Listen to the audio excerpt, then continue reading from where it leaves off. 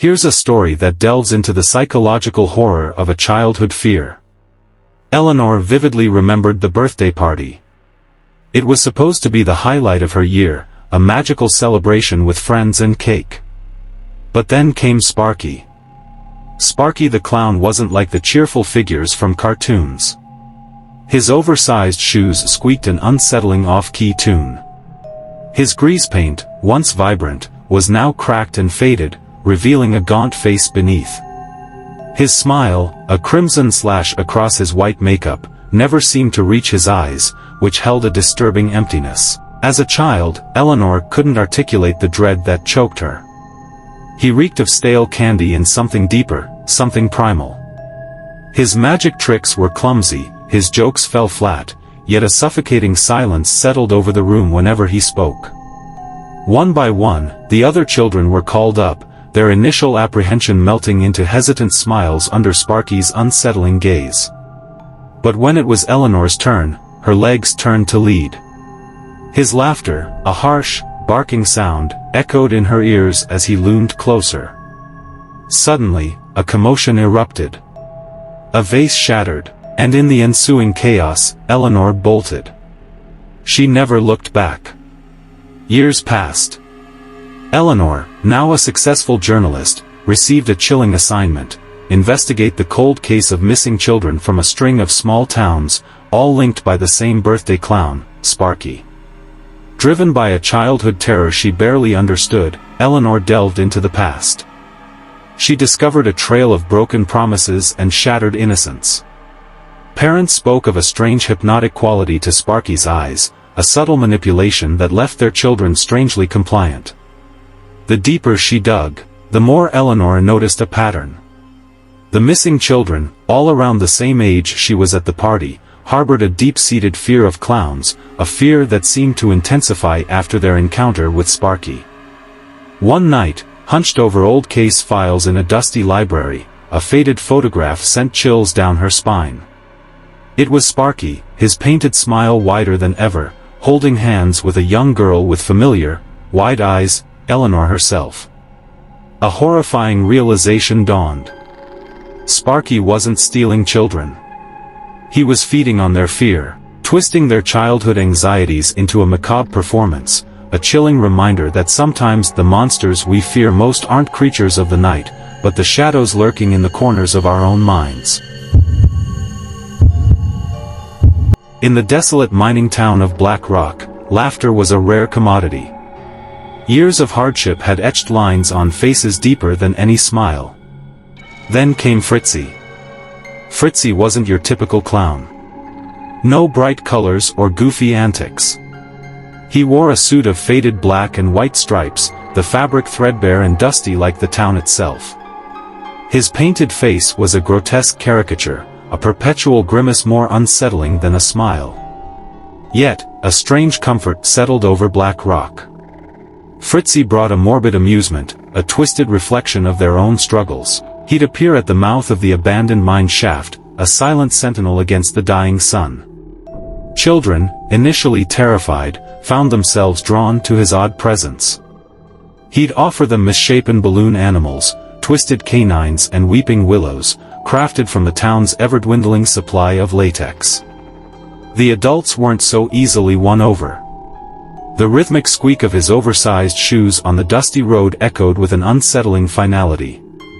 Then, the disappearances began. Miners started vanishing from the depths of the pit, their descent unexplained, their tools abandoned at the shaft's edge. Whispers turned to accusations. Fritzy, they murmured, was a harbinger of doom, a collector of lost souls. The once amused children now scattered at the sight of his black and white stripes. Fear choked the life out of Black Rock tighter than the dust that coated everything. One day, a young girl named Lily, the last child unafraid of Fritzy, followed him to the mine shaft. Peering down the inky black hole, she saw a glimmer, not gold, but a grotesque reflection of Fritzy's face, 100 feet below, beckoning with a single, skeletal finger. Lily screamed. The townspeople rushed, finally confronting Fritzy. But as they lunged, a thunderous roar erupted from below.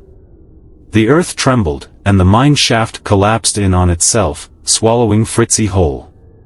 Black Rock never recovered. The remaining miners left, seeking work elsewhere. Lily, forever scarred, recounted the tale of the black and white clown, a chilling reminder that sometimes, the things that bring a semblance of joy can be the very things that herald our demise. The horror wasn't in the grotesque clown itself, but in the way it mirrored the town's despair, feeding on it until there was nothing left but dust and a chilling memory. Absolutely. Here's a story that digs deep into the unsettling nature of clowns and the power of suggestion. The town of Brookshire had a peculiar tradition. Every year, on the anniversary of a terrible storm, a lone clown would appear. No one knew his name, his origin, or even if it was the same person each year. He'd simply materialize on the town square at dusk, a silent figure in a threadbare clown suit, the once vibrant colors faded by time and neglect. There were no jokes, no honking noses, no balloons. He just stood there, a gaunt figure with a permanent, painted-on grin stretched impossibly wide. The townspeople, many of whom had lost loved ones in the storm, felt an icy dread creep over them. The silence was deafening, broken only by the mournful wail of the wind. The legend was that the clown was a manifestation of the storm's fury, a chilling reminder of the lives lost. Some believed he was a vengeful spirit, others a figment of collective grief. But the truth was far more unsettling. Years ago, a young boy named Billy had gone missing during the storm. His distraught parents, a clown and mime duo, had searched frantically. When Billy wasn't found, they never left Brookshire, their grief morphing into a chilling performance art. The father, the clown, stood silent, a broken reflection of his former jovial self. The mother, the mime, haunted the streets, her white face a mask of silent despair. As years passed, the townspeople, uncomfortable with the raw display of grief, began whispering about the cursed clown. The rumors grew, fueled by fear and unease. The parents, already consumed by their loss, retreated further into their performance, their silence misinterpreted as malice. The real horror wasn't a vengeful spirit, but the power of a community's fear to twist a tragedy into a monster. The cursed clown was a heartbroken father, his painted smile a mask of eternal sorrow, forever trapped in a cycle of grief perpetuated by the very town he hoped to remind of his lost son. Here's another take on a true horror story involving a clown, this one inspired by real-life cases. The fear started subtly.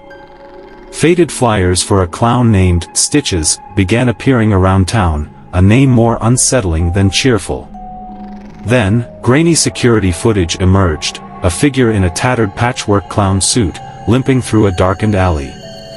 No bright colors, no goofy antics, just a chilling wrongness.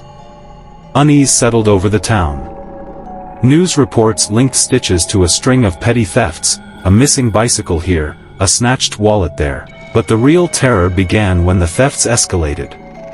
A child's favorite teddy bear, a locket with a cherished photo, these weren't random grabs, they felt targeted, malicious.